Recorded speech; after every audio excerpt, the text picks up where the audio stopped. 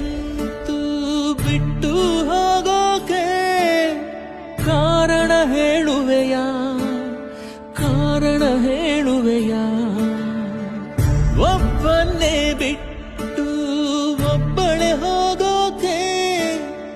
ಒಪ್ಪಿಗೆ ಕೇಳಿದೆಯಾ ಒಪ್ಪಿಗೆ ಕೇಳಿದೆಯಾ ಪಾಪಿ ನಾನು ಪುಣ್ಯ ನೀನು ದೇವರ ಗುಡಿಯ ದೀಪವು ನೀನು ದೀಪಾನೇ ಆರಿ ಹೋದ್ರೆ ಏನು ಮಾಡಬೇಕು